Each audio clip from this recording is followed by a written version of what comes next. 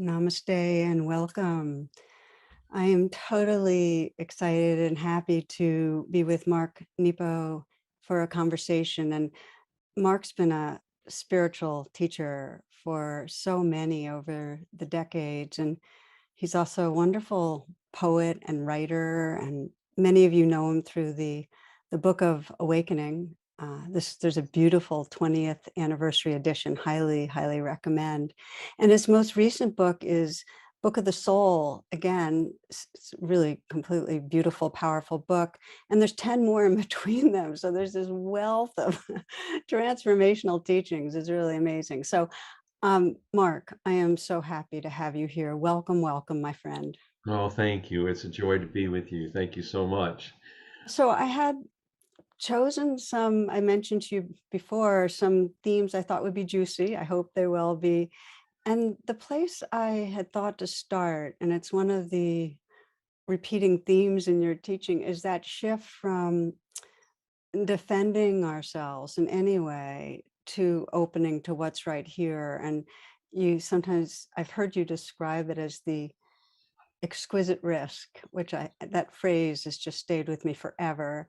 And you are in one place, and again, I don't know where this was, you quoted Nietzsche, who says that the snake that cannot shed its skin will perish.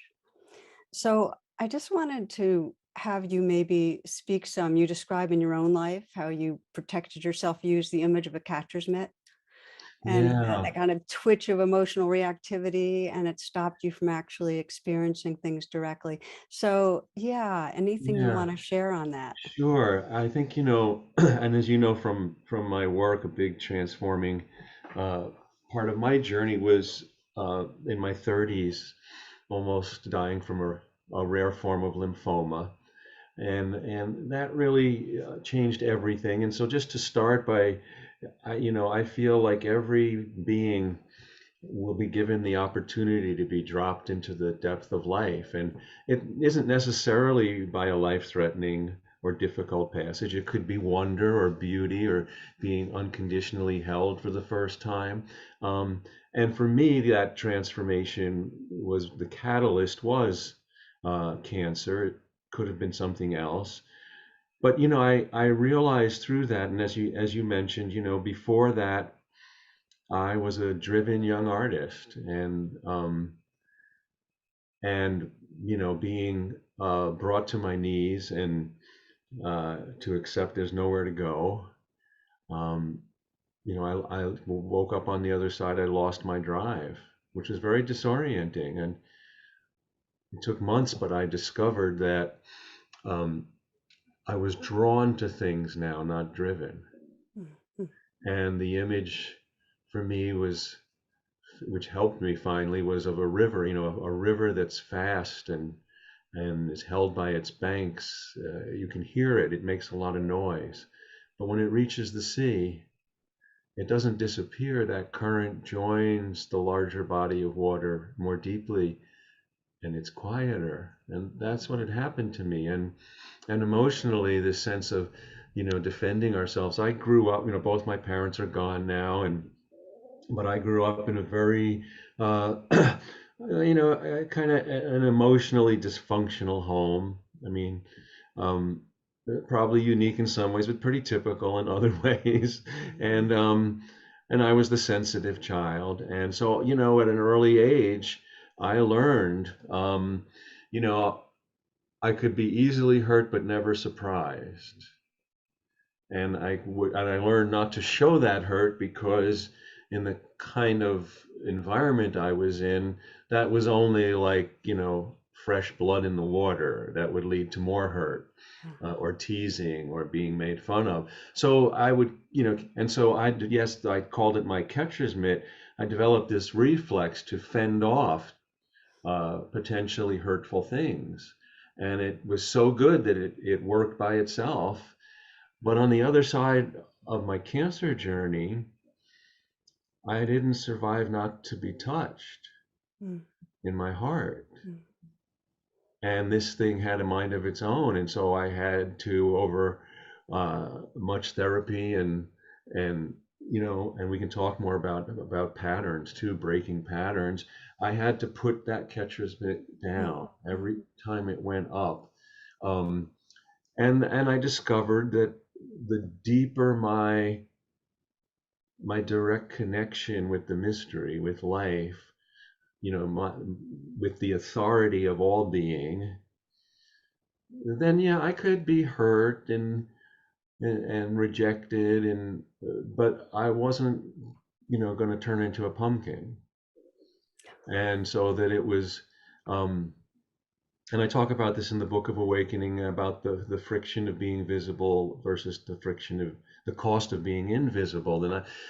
And there's a cost either way, but for me, I've discovered that the cost of being invisible was corrosive and started to erode my roots and my foundation and my genuine sense of who I am.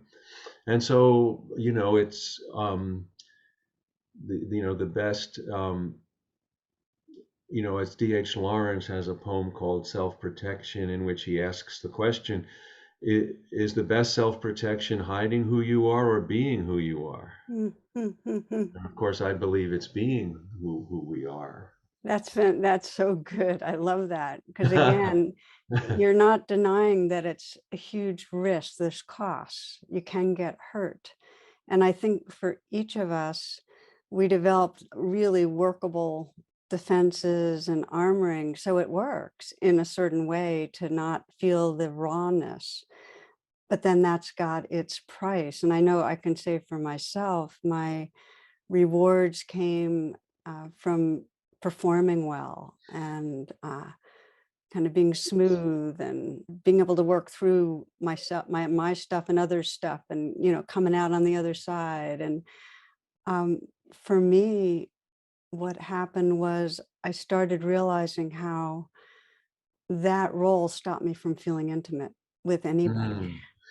Mm, mm, So it was like that was the price. I would look good. I would get the kind of fixes of, okay, you're worthy, you're respected. But then the price was distance. And part of what I started finding out was the opportunity when I didn't perform well to not move away from that experience. And just like you said, to realize I wasn't going to die, mm. I was around the next day. And not only that, people didn't hate me or start disrespecting me. So I Yeah. think what you're saying is so resonant that it is a risk. It's exquisite because it opens up to us who we really are. And the way we start taking it more and more is we do it a little, we play an edge and discover actually there's more freedom in the moment of not doing our old strategy, that we open up to some creative mystery in those moments. Well, and I feel that that being authentic is such a doorway and such a practice. Um, it is it is kind of the emotional, um, you know, the real emotional version of practice of seeing things as they are and honoring that and owning that. And it only, for me, leads to more and more solid foundation and more transparency. The uh, one of the images that I think is so powerful for me with the pandemic is that in the Jewish tradition the word Sabbath excuse me literally means the one day we don't turn one thing into another. Wow. Mm, And mm, I feel like we've been forced into a global Sabbath, mm. and we can't bend, manipulate, we can't even dream too far ahead. Um, and so we've been forced, in our turn, to see the miracle in the ordinary, to see the beauty, in everything and everyone. And I think, it was Merton who said, if we truly, Thomas Merton, if we truly beheld each other, we'd fall down and worship each other. And so here we are, forced to say, no, the dream isn't tomorrow. We can't defer life or our best selves, um, or our worst selves. It's all right here. Um, and that was one other like powerful thing for me with the pandemic is that when it first came upon us, I had a lot of echoes from my cancer journey. Mm, Um, mm, and particularly this moment when I was diagnosed, I, like anyone else, I went to this appointment with a doctor who told me I had cancer, and I was alarmed and frightened and thought you must have the wrong folder. It can't be me. And um, but then when I left that office that day, the door I had come through for that appointment was gone. mm, There mm. was no way back to life before that appointment. And I also feel that humanity has been forced through that doorway with the pandemic. The old world is gone. There's no going back. It's true. And what comes to me as you say that is that it takes a certain faith or trust to not still try to escape that and think ahead and try to fix things or try to numb ourselves. And in the Buddhist tradition, the word faith, the Pali word is siddha, and it means resting your heart in what is true. Oh, I I love that. yeah, it's like really trusting reality. And it doesn't mean that we're trusting that this pandemic will ever go away, that Yeah, we're not trusting that we won't get sick or die. We're not trusting in anything like that.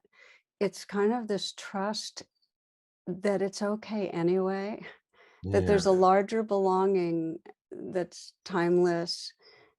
It's a loving awareness that's really our being that we can take refuge in. And if we have that kind of faith, then we can, with authentically, courageously open to, okay, here's how it really is. And what made me think of this actually was something I read that you wrote about faith when you were during your cancer struggle, which is that faith is no longer a construct, but some vital tool as urgent as an oar in the ocean or a prayer in the modern world. And so I just was hoping you could talk a little more about faith. yeah. Well, I love that definition that you shared. That is so like speaks to what I feel. I feel like faith, not in a doctrine, in a personage, and in any kind of tradition, but faith in life. For me, is this um, this unshakable belief that I'm part of something larger, Yeah. and that um, and that everything is connected, and um, like a key moment for that for me all those years ago um, was when I was going through. I had my first chemo treatment, and it was terribly botched, and Mm, it was I had it was about 2 weeks after I had a rib removed in my back, and I was in a Holiday Inn with loved ones outside of New York City, and I just kept getting sick, and that was particularly hard because I just had a rib removed, mm, um, and thinking, well, this can't keep going on. It must, but it did, and so eventually, we did go to an emergency room, but in the depths of that night, just before dawn, there was still like, well, this can't keep going on, and I kept getting sick, and we were exhausted and afraid, and I think because I was exhausted mhm. into that place of the heart resting in what is true. Not that I chose it. Oh, well, I have wisdom. No, no, no. I was just totally broken and exhausted. I couldn't hold up any defenses anymore. And and I remember my former wife was with us. It was there, of course, and in her fear and frustration and anger, she kind of blurted out and we had one dear friend who was with us, three of us, and she blurted out, "Where is God?" Yeah. And I remember I was slouched on the floor against the wall with my knees up and my elbows on my knees, and I don't know where it came from in me, and I whispered, "Here, Mm, right here." And I think I have spent all these years trying to understand what came to me in that moment, and I felt this sense as the sun started coming up. I felt this sense. Well, this was real for me, and I didn't know what was going to happen next, and I was afraid, and I was broken. But I had this unshakable sense. Well, somebody somewhere nearby, a baby's also being born right now, and mm, mm, somewhere else, a couple's making love for the first time, and that's where I felt this other truth that to be broken is no reason to see all things as broken. mhm, And mhm, it and learning from that over the years, I think we tend by our human nature that if I'm broken, then I want to paint the world as broken. If I'm afraid, I want to make the world a fearful mm, place. mm, Or if I accept that other things are going on or there's a larger sense, then I went, well, what's happening to me doesn't matter. And it's mhm, mhm, it's all true. It's all true. Um, and and while I need the company of someone who knows what it's like to be afraid, I need everything safe to heal. And while I need the company of someone who knows what it's like to be broken, I need everything whole to heal. And that mystery of the abundance and diversity of life. Um, and that's what I think, for me, faith of, when I sink my heart into what is true, that's what I sink into, this this unshakable, abundance that, during this journey, I had a dear friend who I met in the cancer rooms, and I just loved her dearly. And when she finally died, it was a beautiful day. I had just seen her the day before, and I didn't want it to be a beautiful day, yeah. but the light was mercilessly beautiful, Mm, and it was saying to me, well, feel what you must, and then come back. yeah. Yeah. It's really that wholeness that includes the waves that are so painful, but remembers there's something larger also. So it doesn't negate anything. And I know many people wonder, well, I would love to trust that. I've had so many people tell me I'd love to trust a larger belonging. And it doesn't, sometimes it happens in those dramatic ways where there's that surrendering that we can't even intend. And in that breaking open, there's a touching in the openness. I've also found for myself this growing trust that comes in very small, ongoing ways every time there's some uncomfortableness, there's some suffering, there's some fear, and somehow or other, there's that willingness to be with, that presence.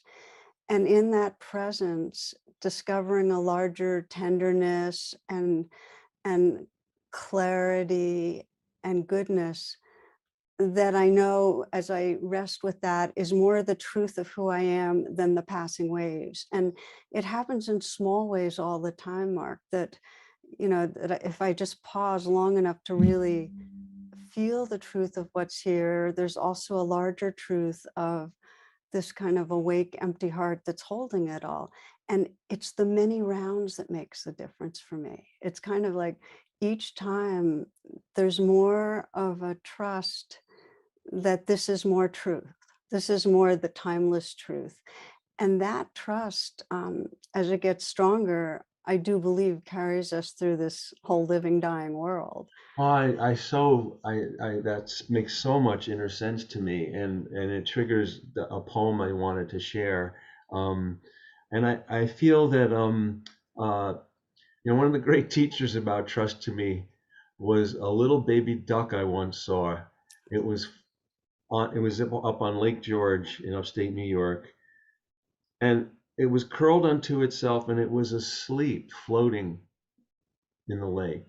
Mm, And mm, I thought, how on earth does it do that?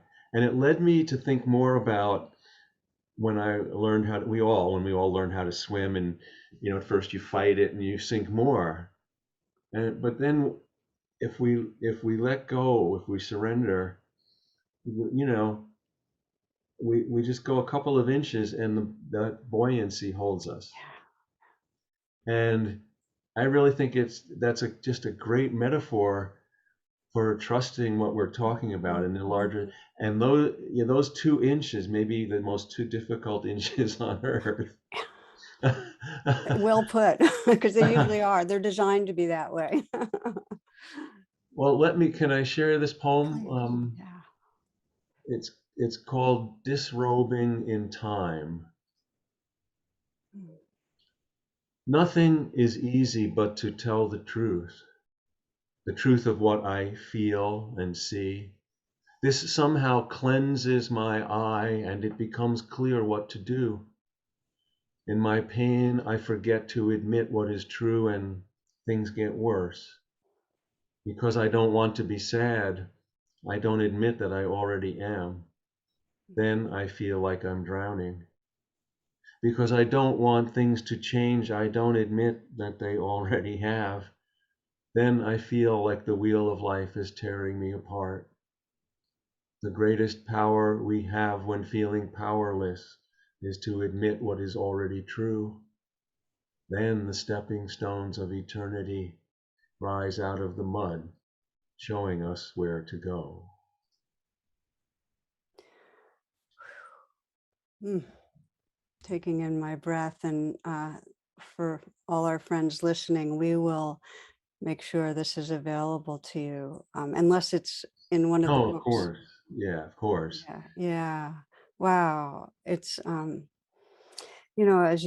as you read it, I could feel that, admitting the truth in the moment that we admit the truth, there's spontaneously a tenderness.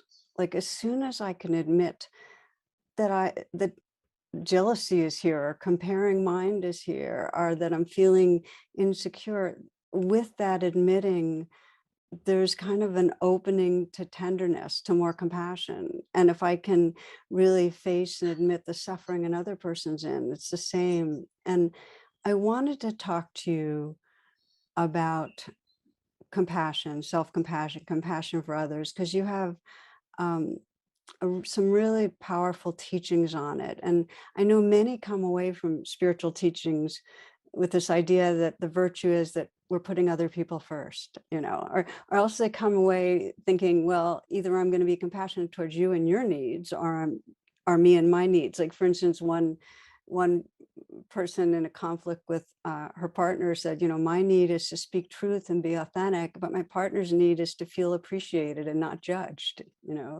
So it's like this zero sum game. And so I really wanted to invite you to share some about that, because I read somewhere you going right at that one.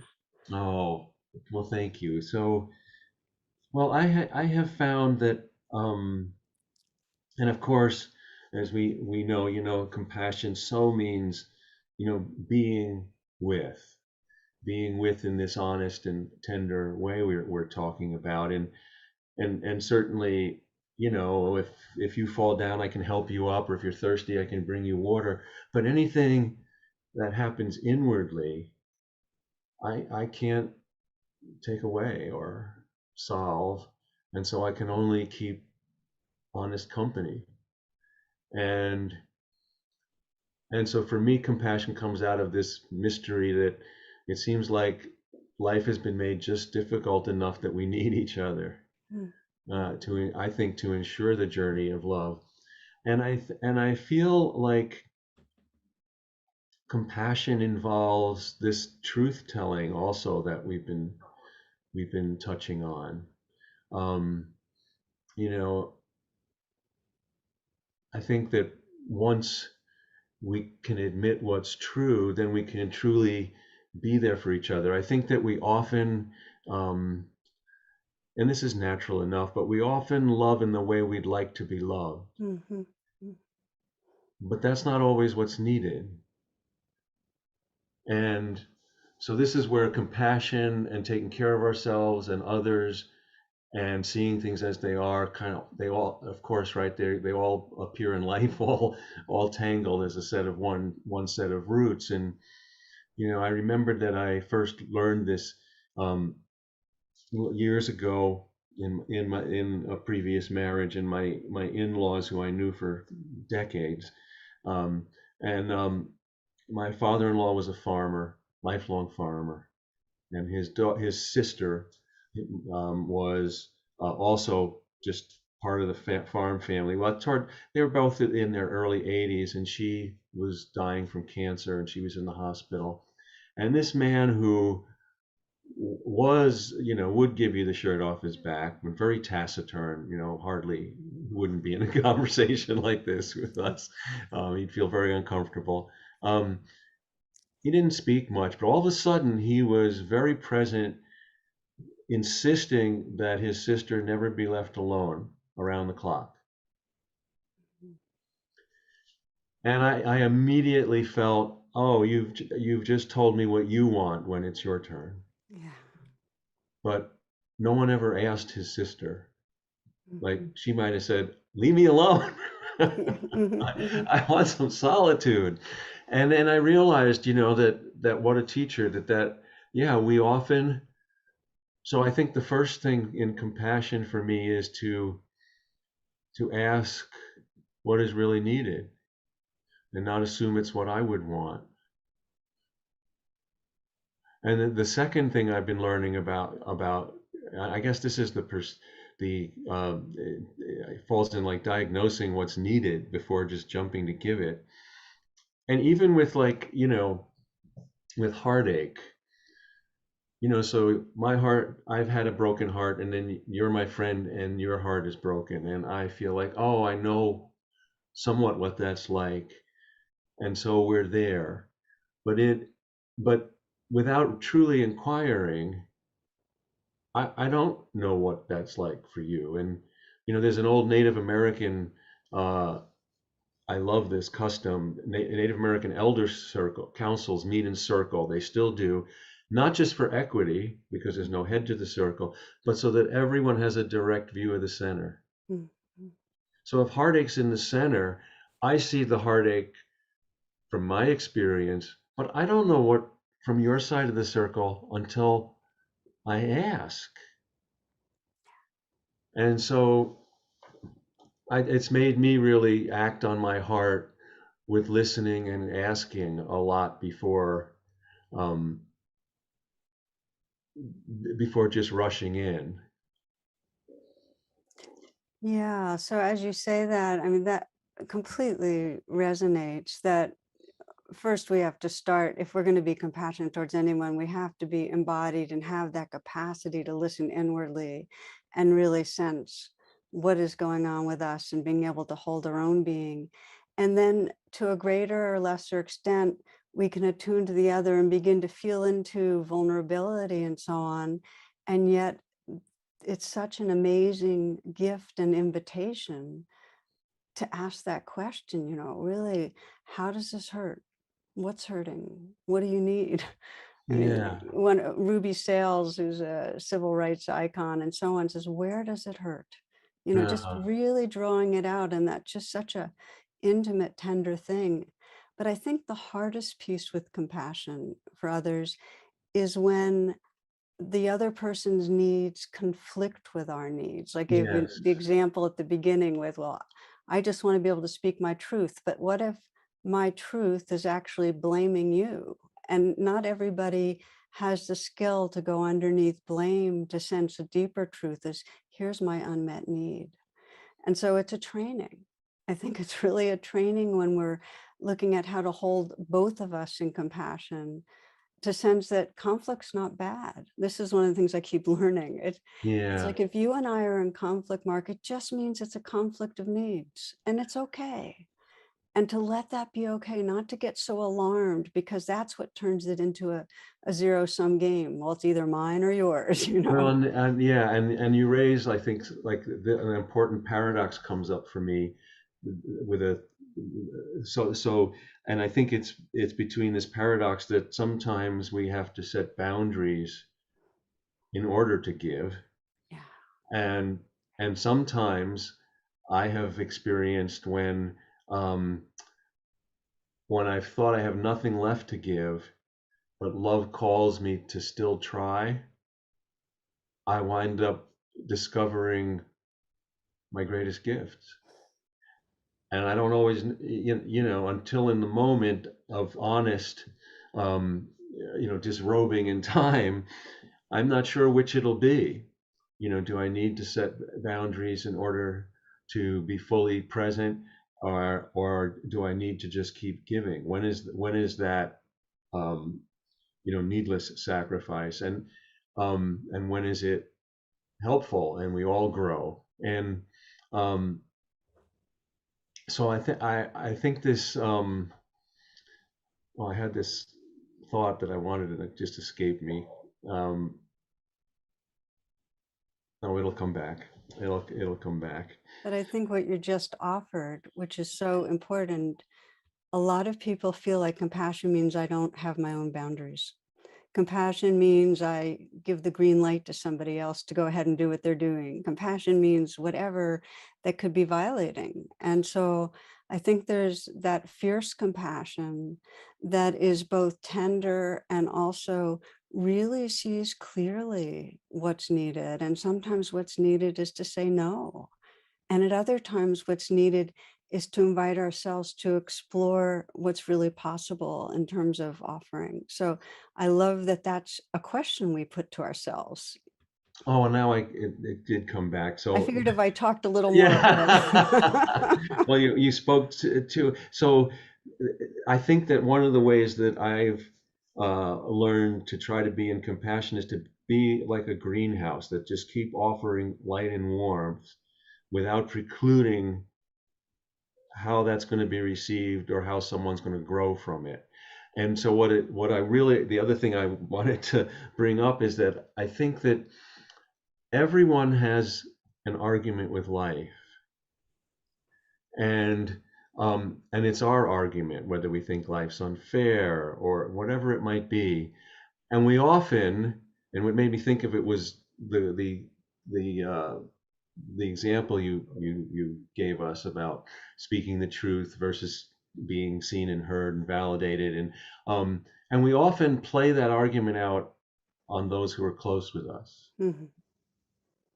but it's not that's not the case. So if I think, if I am a person, let's say I have another hypothetical situation, I'm the glass is always half full person, and you're the glass is always half empty person, and of course we're together. So um, and we go round and round about it, but it's really our own stance with life and our own argument with life, and to me there's a deep kind of compassion that involves supporting someone with truth, that you need to have this argument with life, not with me. Mm, mm, beautiful. Wow. Yeah, you Yeah. you don't. This is not. You've made me a surrogate. You've brought me into your play, your drama about this, which might be a legitimate drama, but I'm not the one. You need to arrive at that place in your own soul where that conversation unfolds, and I can support you here. And the way that I can support you is really being a mirror and a feedback mechanism. Because if you're half empty, I can let you know as part of life what it feels like to experience that. And I can also mirror back the goodness of it, where there's a certain clarity and, facing certain truths, because there are limitations that we need to be able to face. And if you're the half full, I can also say, here's how your optimism always gets me. And here's the beauty of it. So we can be mirrors for each other that help us see the impact of our argument with life. Yes, and I think because I believe and I know as you know that the wheel of life keeps going, and if we freeze it at any one point, we have these partial worldviews. Yeah. One is half full, the other is no, it's all terrible. But it's everything. And and I think that when we play out these arguments, we try on all these different roles as victim and rescuer, uh, and that's where there's another small poem I wanted to share if I could. Please. So this is a newer one called Mind as Keyhole. Mm, Mind as Keyhole. Beneath the cloud, everything is gray. Above the cloud, everything is light. Calling the cloud unfair is being a victim.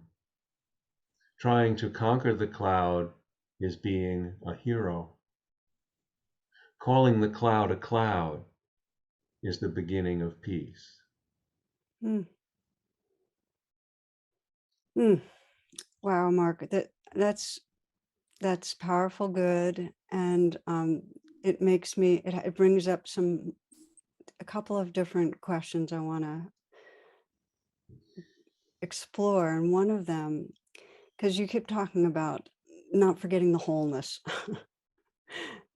acknowledging what's here, but not forgetting the wholeness. And there's a piece in the Book of the Soul called "Distributing the Weight," Hmm. and this it points to something I think many have experienced, and I'll just say in the pandemic.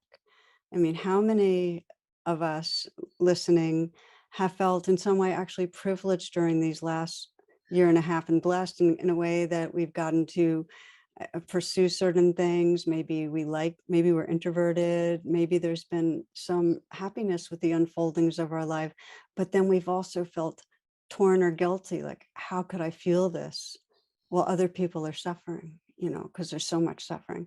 And then the other side of it is how many have been caught in a struggle, like a real heavy struggle. Like I can say for myself, I remember when I was in a downward spiral of sickness and I really lost my mobility. I couldn't really walk very Oh. well.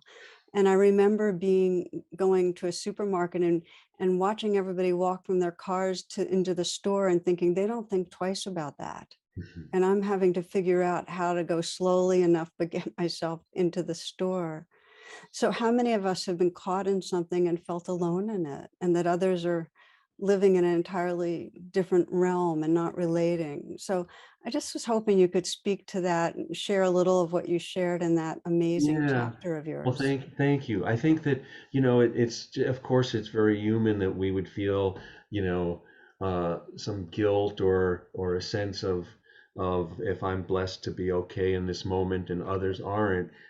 But I feel like, and this is the wholeness again, and the that we need all of it, and that it does no good if everyone is suffering at once. The one of the great kind of mysteries just by nature is light always finds a crack to fill. Mm, mm, And if we're all cracks and we're never light, mm, what good is that? And so, we will take turns being unable to move or unable to do something or to being confused or being dark. And so when we're blessed to have a moment of wholeness or a moment of resilience, um, I feel more and more like we're called to embody that wholeheartedly so that we will have resources to share. And I think more importantly than I've only ever been kind of, if you're in a blessed moment and I'm suffering, as long as you're still holding uh, that there are those suffering, that's still healing. mm, It's when people run from suffering, uh, and I think this is part of mm, the distortion of our society, of our, that certainly the in the Declaration of Independence, the inalienable rights, but we've kind of just made a cartoon of that we haven't, we're entitled to happiness. mm, mm, We're entitled to the thoroughness of this, amazing experience of being a spirit in a body and time on earth, we're not entitled to happiness. mm, We're not entitled to any one particular, that's like freezing the different parts of the wheel of life. Um, and so I feel like often people, and we've seen it in the pandemic, suffering can bring people closer, or it will also, if people in their fear, they'll turn that's away. right. That's They'll right. turn away and try to insist that it's not happening. And we see that, right? There's a whole section of our society that has blinders on. It's not happening. It's not happening. Well, yeah, it is. It is. And this comes down to the ultimate thing of impermanence, because ultimately it frightens people that they're going to die, Yeah. and we will. But you know, we'll also live. And I think that was one of the other mysteries for me in almost dying, is that um, the life and death were so much feel so much more one fabric than I ever imagined. Mm, mm, Um, I think in order to try to understand them like everyone else, I tried to look at life here and death over here, but kind of being, thrown close to the edge, it, I was amazed at that too is part of a oneness. hmm. So I'm wondering, because I've I've been very inspired by what your learnings have been from cancer, mortality, and now I'm kind of wondering if you could update in the sense of here we are and we're about the same age and aging goes on and how the vulnerability and reality of aging continues to inform you. Like, what is it teaching you? Oh my goodness, yeah. It's teaching me a lot, and I think that um, uh, now let me start with a metaphor that's been a great teacher about aging for me, and the life of the spirit, and that's of like a meteor. Um, and as meteors come into the atmosphere, um, the farther they go, more and more of them flakes off, and they get brighter and brighter until all that's left is light. Mm, They actually don't hit the earth, mm, most of them. And to me, that has come into view as a metaphor for the journey of a spirit in a body over a lifetime, mm, that inevitably more and more of us flakes off until there's nothing left but light. mm. And of course, when we slow down, Wow, that's very good. More and more of us flakes off until there's nothing left but light. and of course, Yeah. when that happens, and it doesn't feel good, and we don't like it along the way, and it's frightening. And I think I'm learning more and more the paradox of limitation, and that too started early in life, but I feel it more and more, now. I mean, it was during my cancer journey that I, realized there was nowhere to go, Mm, that the miracle was everywhere. And I think, so here's like how things shift over time. My father, who was gone now, he was a master woodworker, and so he was very gifted with his hands and very mechanical, and he always taught us as kids to use our fingertips in holding things, and that's where your dexterity is. mm. Well, and I this year I turned 70. I thought, if I met someone our age when I was younger, I thought they were ancient. It doesn't They seem so were. old now. But in the last 5, 6 years, um, my wife Susan's a potter, and she has not only her work, but she collects other potters' work. So we have lots of wonderful mugs and plates and everything. And I usually do the dishes. And in the last few years, I've broken a lot of things. Mm, mm, And I felt terrible because some of them are like her collector's items. And I started to realize I don't have the strength in my fingers mm, anymore. I can't hold it by my fingertips. mm, In fact, at this time of life, I'm asked to hold things more deeply in the center of my hand. mm, mm, That no longer works, what my father taught me. mm. And if I keep insisting on it, I keep breaking things that are precious. So, that's just like one, like I'm starting to learn there's certain shifts. And so I feel like we're asked as over time, it's like if we're taking this slow climb up this mountain we call life. Well, the view is always the same, but every few years, as we get higher and higher, I feel like we're called to stop and look out and recalibrate the view. Mm. It's the same view, but it's a little different. And certainly, I have, ever since my cancer journey, have felt that life is precious, and but it's a little different being 70, and I'm well, thank God. But I feel, um, even more. I have no bucket list. There's no 5-year plan. I just, I only want more of what is. It's beautiful. Just to share, since we are in the same kind of zone, it's every day, much of the day, there is that perception of how impermanent it all is. And it didn't used to be that way. But there's just that's just like the most prominent thing. And so, you know, just to give an example, last week I swim most every day. Oh, I swim too. That's my Oh, exercise. really? Yeah. Well, I have a bit of bursitis and it was acting up. So last week I could only swim for part of my swim. And immediately I could just see the whole story of, oh, this aging, deteriorating body and, so on, and feel the unpleasantness and the kind of the discouragement and the changing sensations in my body. And then realizing that is the story. And these are the feelings that are here, and then just sensing this larger presence that's never changing, completely timeless, always here.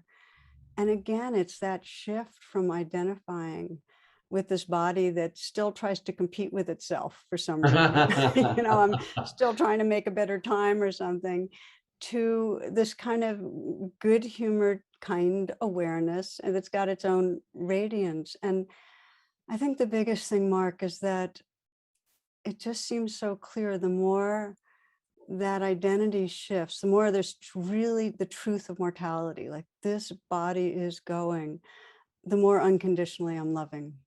Like love is freed up from facing death. Yeah. And I know you found that in a very dramatic, compelling way with cancer. And there's something about getting older, the exchange for the dying body is just what you said. It's just like a more of a resting in that light and knowing that that's its truth and it carries us, I had just recently one of my oldest friend. I'm godfather to his 3 kids who are now in their 30s, and Mm, Eli, who's the youngest, lives in Chicago. He came to visit about a month ago, and he's a musician. mm, And I had been, planning to give him, leave him my instruments, you know. And he was here, and just what you're saying about feeling the impermanence, uh, and my heart just, I felt with such certainty, and I just said to him, I don't want to wait to give you these. I want to give mm, them to you now. mm, It means more to me to have to tell you, like, I was never a good musician, but these instruments shaped my sensibility, mm, and I want you to have them to help your sensibility. And I was so certain, just like you were saying, I was just so in that moment, it was so clear to me. Um, and and so yeah, I did. I gave them to him. mm, mm. It's like if we really get it, why would we ever hold back from saying, I love you? Like, what are we Absolutely. waiting for? you know? Absolutely. So this is a little bit of another angle on this, which is that I know when it doesn't come so easily, when my feeling of I don't want to feel bad, I want to be able to go hike or swim or whatever it is, or whatever. I know when the identification is there. And this is where spiritual practice comes in, like that we actually are building a kind of muscle towards deconditioning that habit of fixating, or deconditioning that habit of protecting ourselves against the more raw experience, and Well, learning how for to come back. And so, and you call it immersion in presence, which I think is a beautiful way to describe it. And you also talk about, and I hold it similarly, that spiritual practice, this kind of intentional practice, can feel at odds with this deeper truth of there's nowhere to get to, there's nothing to seek, there's nobody, that really meditation is a dissolving of any sense of a meditator. And so I yeah. thought it'd be kind of fun just to share, like trade notes on what is your, do you have a formal practice these days and No, at how do this you point, hold all and that? I love, and maybe you know that this, quickly, this this little parable about the senior monk who's meditating in the temple, and he hears this noise that's irritating, and he knows he should make it part of his meditation, and he just can't, and he finally walks in the other room, and there's a younger monk scrubbing the tiles of the temple floor. You know this one? No, tell me, Oh, I'm it's eager. I'll get sloping the something else to floor, share with and people. the older monk says, "What are you doing?" He says, without looking, he says, "I'm scrubbing this tile until it becomes a mirror." And the older one goes, no matter how much you scrub that, it's never going to become a mirror." And without looking up and scrubbing, he says, "Any more than meditation will bring you to enlightenment." Oh, touche. That's But I do feel that, so um, my practice at this point is to try to have an integrative practice. So, I mean, if I'm really struggling, I will stop and more formally, devote time to either meditating or something. But largely these days, it's like when I'm out in the store and I'm impatient, that's when I Mhm, try to meditate, and when I try to listen, and so I try to integrate things, and really the writing space is for me is really that meditative space. I just take notes mm. when I can outlast my own particular grip on things. That's when I start taking notes. I love that phrase, outlast my particular grip on things. It just, that patience that just stays. Mm, And I should say also that, this ties into that, that part of being older is like, and for me, it's coupled with kind of PTSD around the cancer journey. That, for so many years, mm, I, um, I so kind of held this dichotomy that if there was anything happening in my body, uh-oh, it means something's wrong.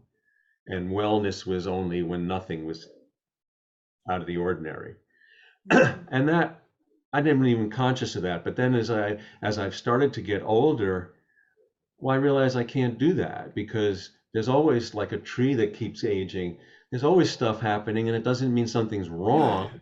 I have to somehow learn to switch that. But when something happens for me, and when we're younger, something happens, we don't think anything of it. But when something happens, and for some reason I'm extra achy or something, and I wonder what is this? Is something going on?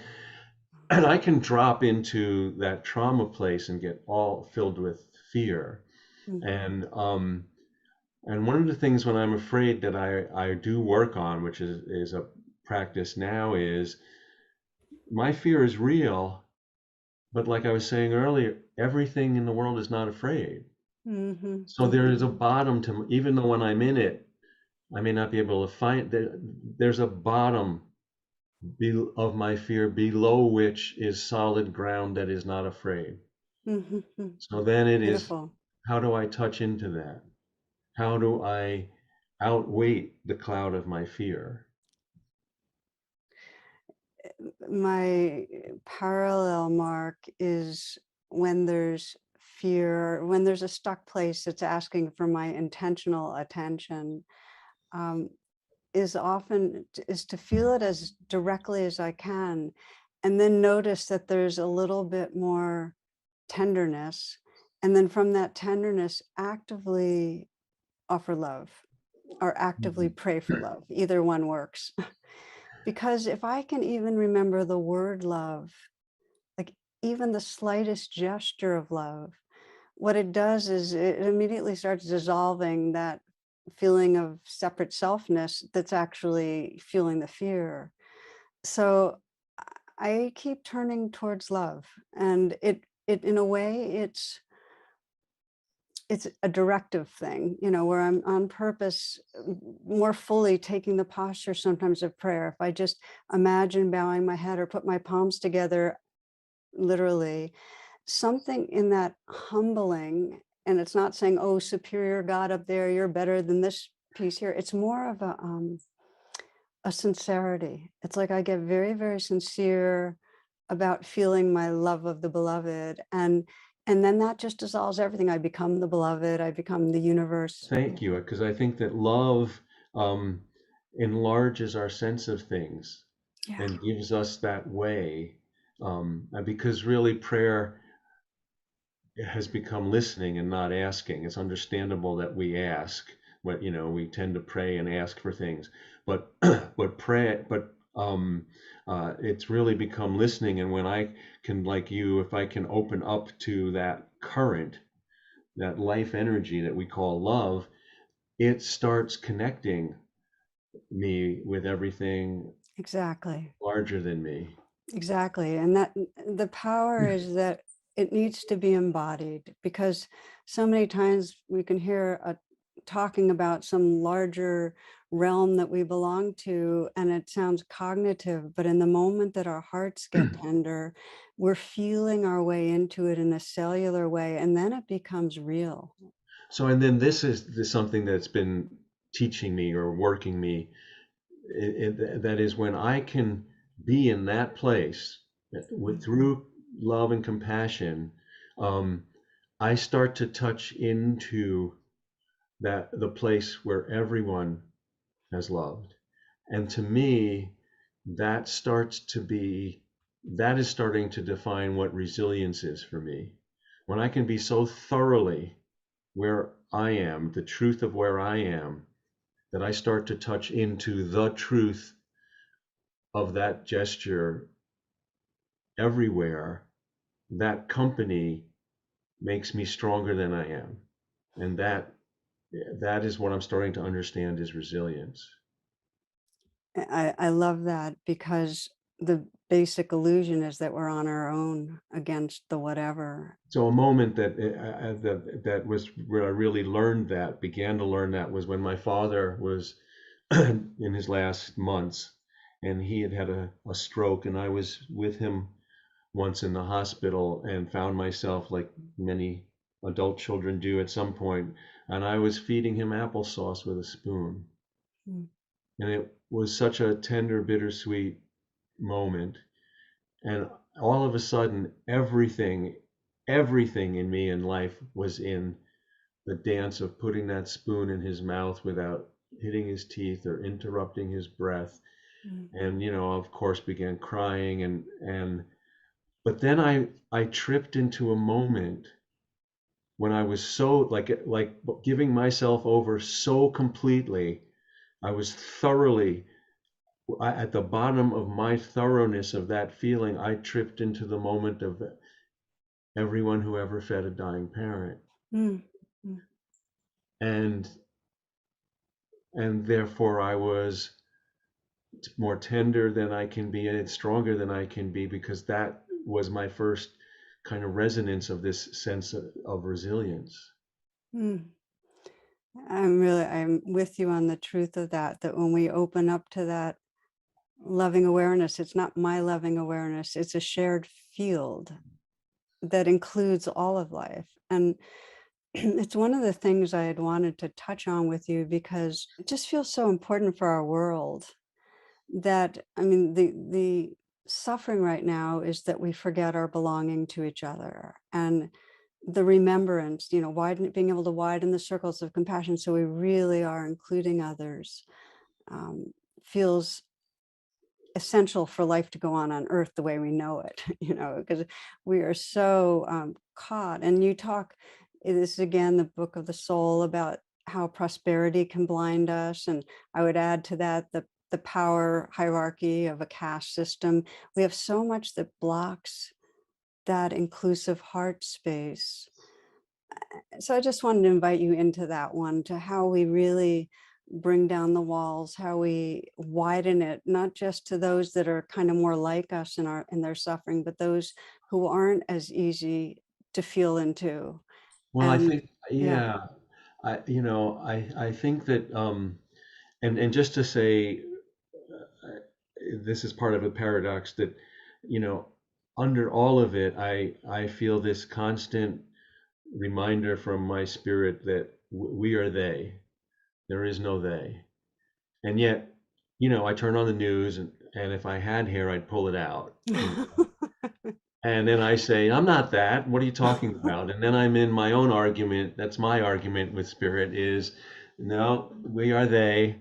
Yeah, well, you say I am. I'm not, and there I am. But I'm holding that in my heart because I do believe that. I do believe that there is no, and that, you know, one of my shorter uh, poems is just 3 lines. It's um, those who wake are the students, those who stay awake are the teachers, how we take turns. Hmm, hmm, hmm. And so for now, while we're awake and others are not, um, and I feel like it's that only great love and great suffering awaken us. And I can't push that on anybody, but I can not vanish.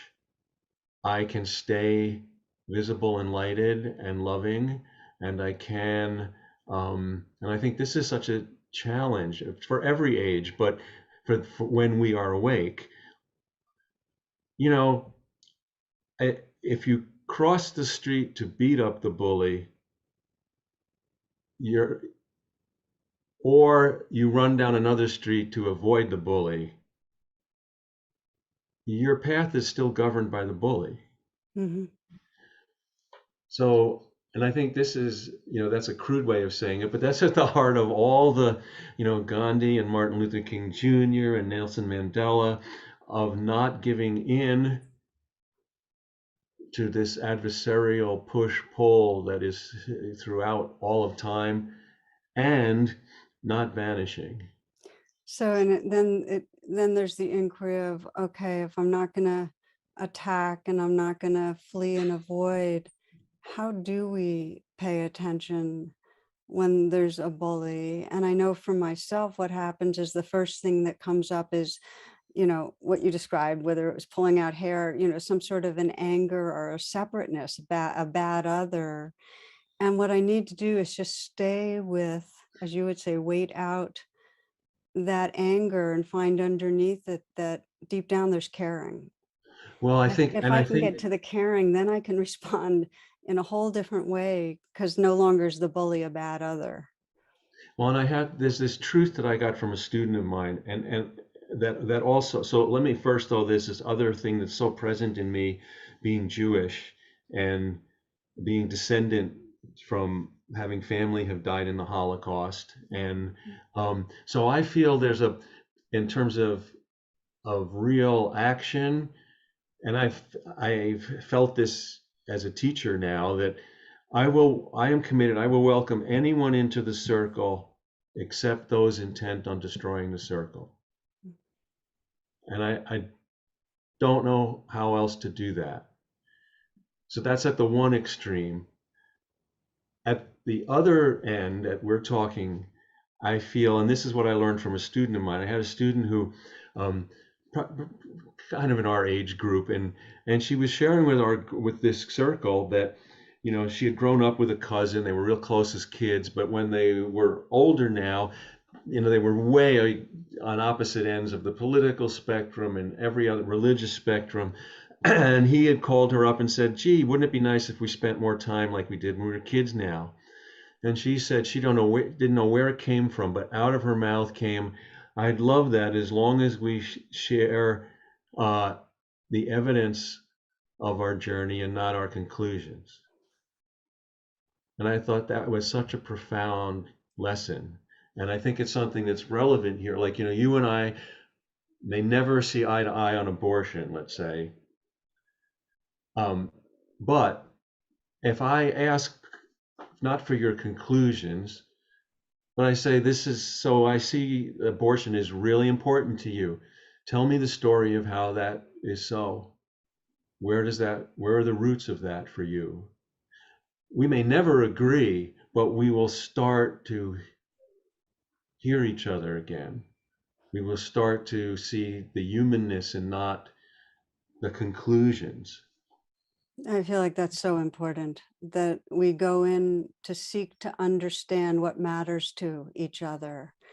And that at least creates that basic human bridge of what we care about that allows us to be in relationship, to be in the circle together. And some people are just not able to do that. So, and I love what you're addressing is, really how to have those conversations if it's at all possible. And then there's the other piece of others who are suffering but feel different from us, not like they're our enemy, but that we're just not able to really pay attention close enough. We have such a distracted society. So Haiti was on the front pages and people gave money to Haiti. And I think Haiti has vanished from consciousness. And the people in Haiti are still in devastation. And I also think of our speciesism, which really is a very deep one for me, that we have a hierarchy of human life being Oh, more yes. valuable. And, the torture of humans is prohibited by international law. And 85% of people in this country are against cruelty to other animals. And yet 95% eat meat, and it's increasing as developing countries get more prosperous. And so what happens is that factory farming is designed to be out of our view.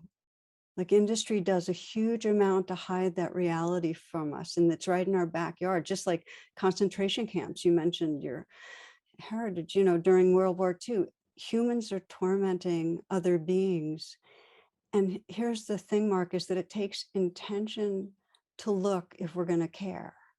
It really takes intention. And so it's just something that I am practicing in my own life, is that to keep making the bridges. Like when I go out for walks, I'll often look at a tree and just say, we are friends. And as soon as I posit that, I'll feel the truth of that connection, or with a squirrel, or with my dog, or with, when I imagine a pig or a chicken going to slaughter, we are friends. And my sense is that it takes training our hearts and minds to pay attention in a world where sometimes the caste systems are so buried from our Yes. consciousness. I so appreciate what you're saying. And I think that this is where, the sense which has gone on forever that each generation needs to, we need to find our own way to practice being authentic and open-hearted so that those connections can be made. And that, it's like, I think like we learn to open our eyes in order to see, and we learn to open our heart in order to love. So if we open our eyes without seeing and we open our heart without loving, what's the point? That's useless. That's practice that's not really practice for anything. It's useless. Do we have time for one more story? Of course, yeah, Okay. please. So this is a story of two monks who they've studied long and hard because they've been told if they study long and hard enough, one day they'll have an appointment on top of a mountain with Buddha. mm, So they do, and they study, and their hearts tell them today this is the day. So they start climbing the mountain, and halfway up, one of them breaks his leg. So they spend the night, and the one who's fine, takes care of his brother, um, fully, intending to keep his appointment the next day, to go to the top of the mountain. He doesn't want to miss the meeting with Buddha. Well, the next day we wake up, and the one who's broken his leg is not doing well.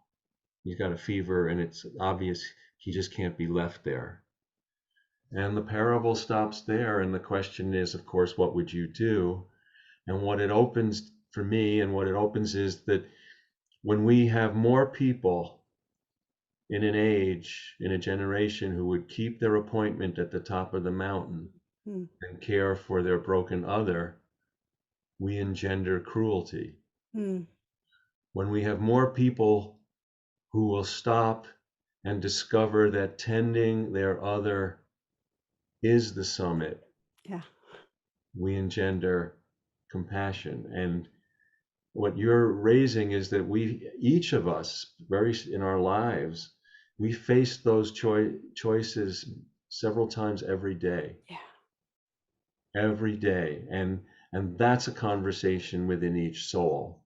And it doesn't matter what you put on the top of the mountain, whether it's God, Buddha, financial security, family, you know, once we put that it ahead of each other, um, we are we we're watering the seeds of cruelty, even though it doesn't may not even look like it. there's that saying, be kind, everyone you meet is struggling hard. And it's true. If we think we're on our way somewhere else, we miss the opportunity here to arrive fully in our hearts. And so maybe as a way of closing, Mark, we've touched on this a bit, but it's a question I ask a lot of people, that you just brought up the two possibilities of getting to the top, are really pausing and opening our hearts again and again. How hopeful are you? And do you relate to the Yeah. idea of hope? How hopeful? I mean, here we are, and it's easy, given what's going on right now in the world, to feel Well, I feel like, discouraged. so first let me say that I do believe in this sense that's a paradox, but that all things are true. All things aren't fair, they're not just, but all things are true. And I feel that, um, I am hopeful because I believe more in incarnation than progress. Hmm. So, Wait, unpack that a little yeah, bit. yeah. So progress is, and here's a little quick illustration. So, say there's a tribe, an indigenous tribe, they've experienced hardship and persecution, and then they migrate to find a new place to live. They come up into this beautiful edge of these mountain ranges, and there's a plateau, and they decide they're going to settle there. And that generation spends decades clearing all the trees so that their children when can just look out and see the vastness of creation. So progress is when we in the world leave the world better for those who come. So the fact that those kids didn't have to clear those trees is progress.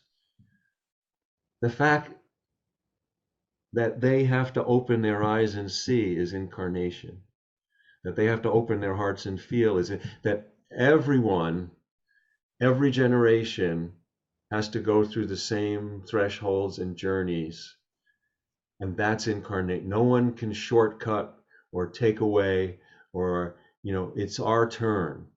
It's our turn to do the best we can, whether we're going to tend that person with the broken leg or walk right by them to the top of the mountain. So I believe more in the endless journey of incarnation than progress. And I feel so that we're not, Humanity is not ascending some mountain. We're all the same 6 inches from heaven in the gutter. It's this way. So I do believe, not, uh, will we in our incarnation outlast the damage we've done? I don't know. Maybe not. But I do believe that uh, that spirits in body and time on earth will continue, and I do believe that we will. Uh, you know, every generation has a different horrible iteration to face and try to transcend, whether it was World War II or World War One, or and um, I don't ask why anymore. I only ask how. Mm, beautiful. And Because it really, what you're why is saying, maddening? Why is maddening? rabbit's hole, rabbit's hole.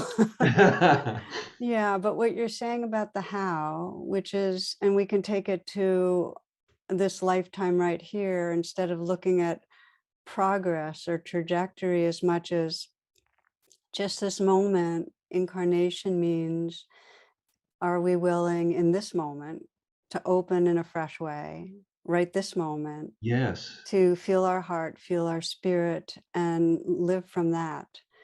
And that's a powerful So, in to another dark time in the Middle Ages in Europe, which were dark in Europe, but not the rest of the world. Like, I've learned that the rest of the world at that time was pretty enlightened. It's only our lens that says it was the Dark Ages, but it was in Europe.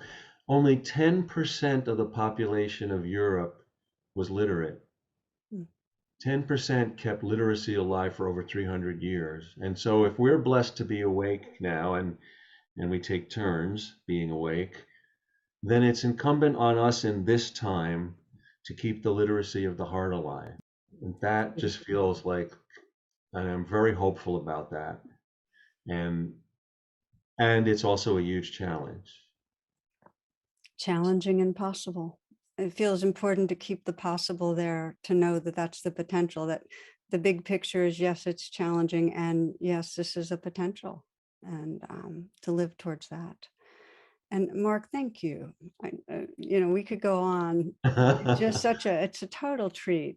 And I'm so appreciative of the wisdom you share and the way that you offer it out in story, in images. Like, I walk away with some images now that'll keep me inspired. And so thank you. And it helps to bring forth what's possible in others. So I want to thank each of you who's joined us for being part of this. Can we feel our togetherness, our shared care, our commitment to this incarnation, this moment, to waking up? Again, great gratitude. Thank you. Oh, thank you. It's just a joy to be with you in this.